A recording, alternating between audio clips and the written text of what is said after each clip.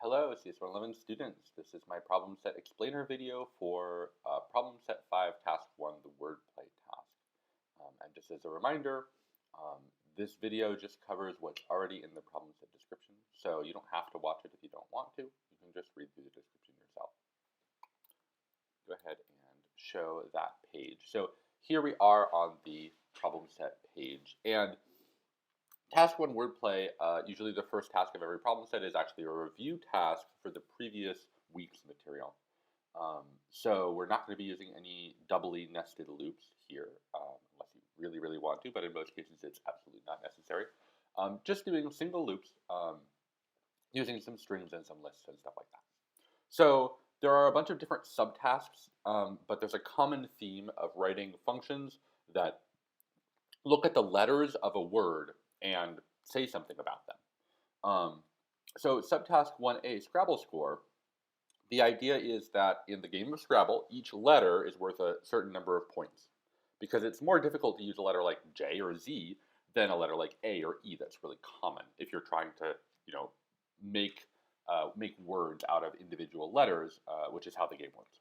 So in the game of Scrabble, each letter is assigned a number of points, and when you make a word, which is what the game is about, you get points for each letter in that word. And the number of points for a word is just the sum of all of the points of the individual letters of that word. So this is sort of a warm-up exercise here, and there are two functions that you need to write. One is called Scrabble points, which has a single parameter. That parameter will be a string containing only a single letter, so not a whole word, just one letter, but still a string. And it needs to return an integer, which is the score value for that letter. And there's a table in the problem set description that explains for different letters what is the number of points that that letter is worth. So Scrabble score, if you give it the letter Z, would return 10. If you give it the letter N, would return 1. The letter Y would be 4, etc., according to that table that's in the problem set description. Scrabble score is the next function that you need to write. And the Scrabble score function takes an entire word, right? So as one parameter, you can assume it's a word with 0 or more letters, might be an empty string. And it must return the Scrabble score for that entire word, which is just take the score for each letter, add those all up, give us back that result. And of course, you need to call your Scrabble points function inside of your Scrabble score function, right? We're having you build one function to support another function, as we often do. Okay, we have a bunch of examples of how these things should work, again, listed in the problem set description. I'm not going to go through these. It's important to note that case does not matter. Capital Q, lowercase q, they're both worth the same number of points. And so in the notes here, the .lower method of strings that you should already be a little bit familiar with is going to be useful here. Scrabble points does not require a loop, but Scrabble score does.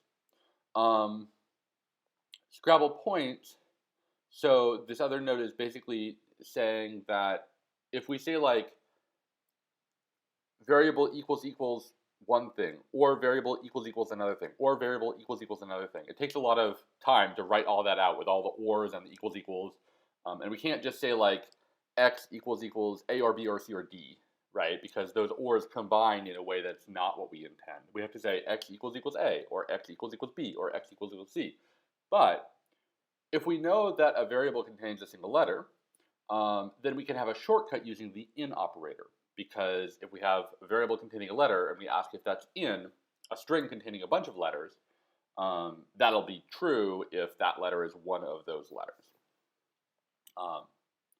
Okay, another note here that's also mentioned in the rubric for Scrabble points, you should not use more than 7 ifs or elifs. In particular, don't use one for every 26 letters of the alphabet. And then finally, there is a note here that the loop accumulation strategy, which we have talked about in lectures, and there's links to lectures 8 and 9 where that strategy is talked about, is useful in the Scrabble score function. Another thing I just want to point out here real quick is that there's a comment in one of these examples that mentions that non-letter characters have a score of 0. So spaces, punctuation marks, etc. All those things that aren't one of the letters mentioned in the table, those are all counted 0 points. Okay, finally, there's some testing code that we've provided. You can uncomment those tests or add your own. And as usual, those are in the test function at the bottom of the file. Okay, that's subtask 1A. Subtask 1B on word properties.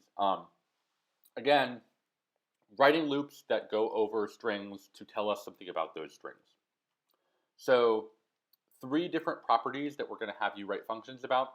The first one is what we call a top row word, which is something that can be typed only using the keys on the top row of a standard QWERTY keyboard. You may have a different keyboard layout, but most people are using QWERTY, so that's what we're basing this on. So the letters Q, W, E, R, T, Y, U, I, O, P, those are letters. If we can make a word using only those letters, we call that a top row word. An example would be typewriter or pretty. Another property of words, so does a word contain at least 3 vowels in a row? Examples would be beautiful, that has E-A-U, and delicious, that has I-O-U. And then a third property of a word, does a word contain exactly 1 occurrence of each of the 5 English vowels? That's obviously a rarer property, but those are some interesting words like precarious, contains an E, an A, an I, an O, a U. Exactly those vowels, exactly 5, no more, no doubles. Education, tambourine are other words that we say are precarious, is what we call this, because precarious is one of those words.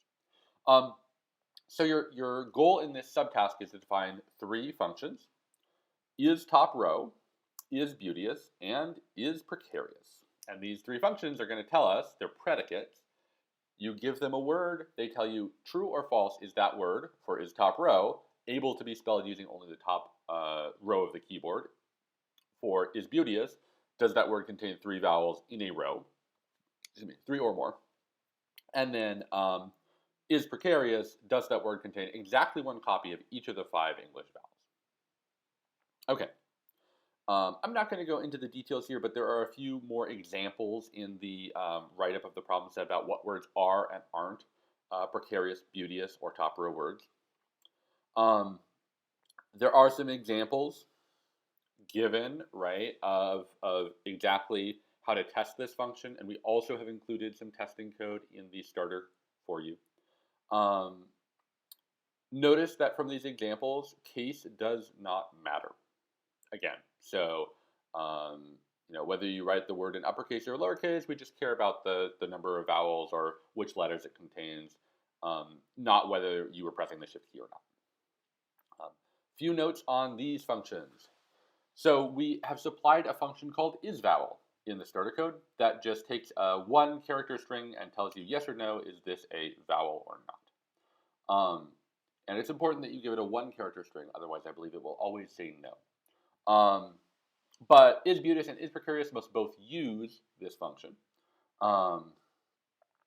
So besides that, there's a note that using return to exit early from a loop, and it links to lecture 9, can be helpful in several of these functions.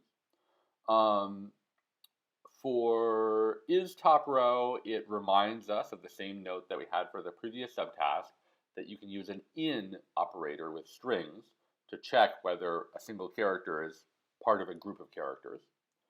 And then the last note here is just to think carefully about your strategies for is beauteous and is precarious in particular before writing your code.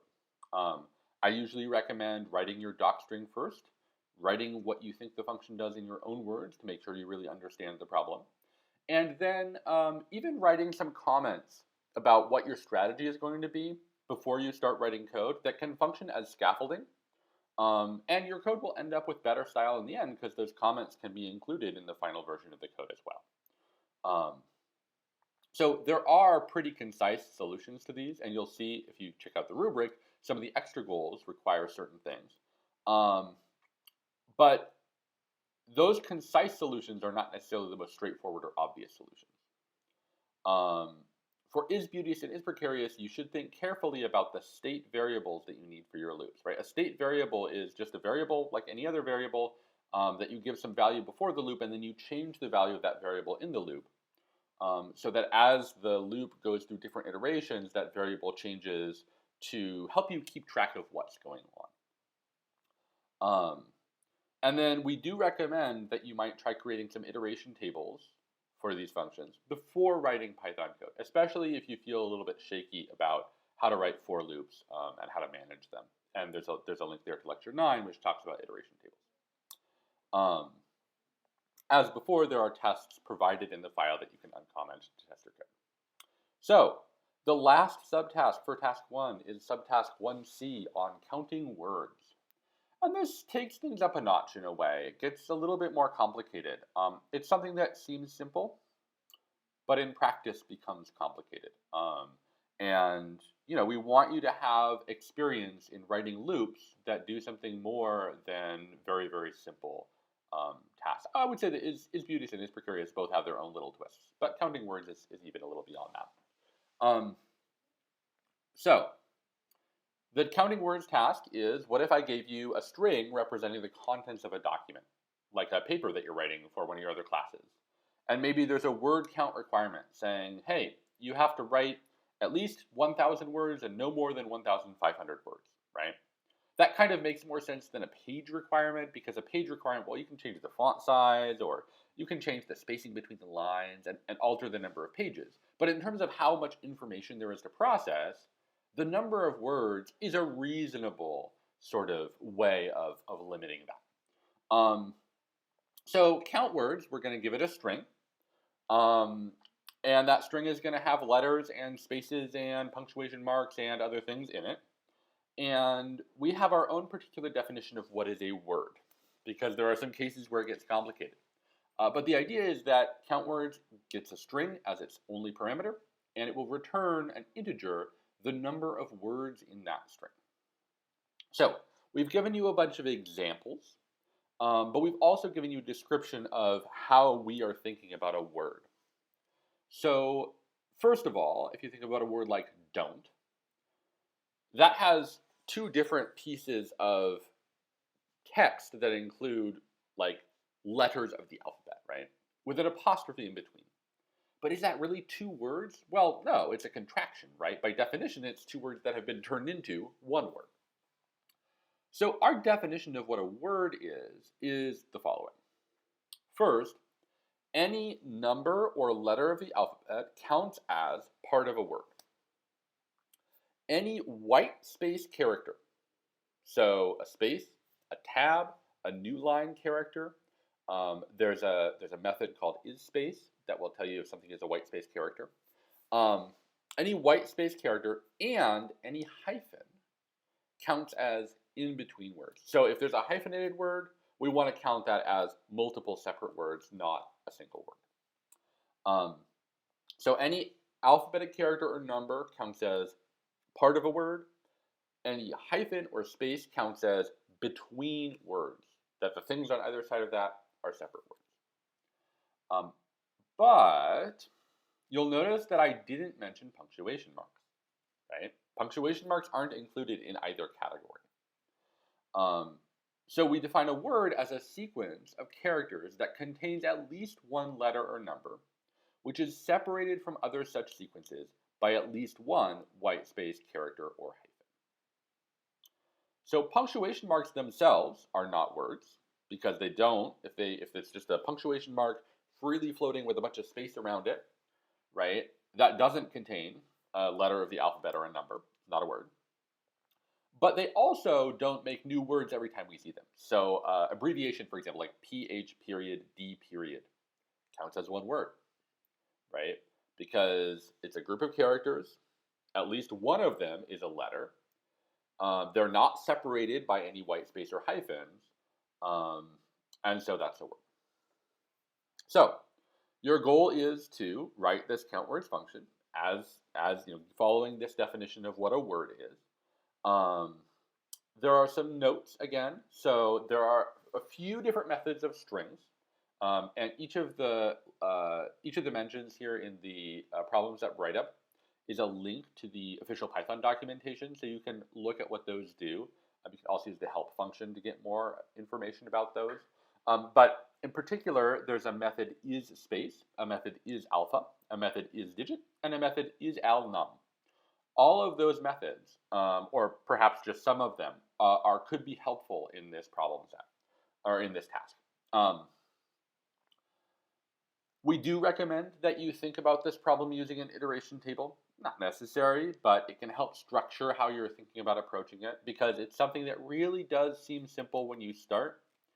As you start to think about the different weird edge cases, some of which we have provided as examples, both in the testing code and also in the write-up of the problem set itself. As you think about those weird examples, it starts to be like, this isn't as simple as I thought it was. Okay. Think carefully about specific situations that arise during your loop, and when you can really definitely say like, hey, this is a new word. There are some really tricky edge cases. Like, what if there's white space that happens at the end of the string without any other characters or digits beyond it? Or what if there are multiple pieces of white space or hyphens in a row, right? We know that if we see white space or hyphens, that's the end of a word.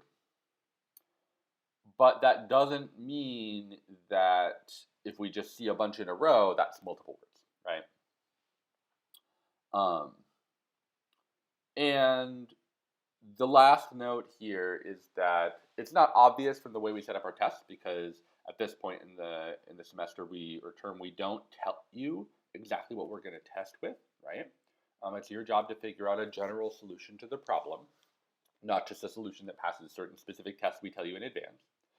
But the really tricky cases, like some of the ones I just mentioned, those are going to be extra goal tests, not core goal tests. So don't worry too much. If your solution is kind of close, but there's some edge cases that fool it, it's probably good enough for core credit. Okay, that is the end of my description of this part of the problem set.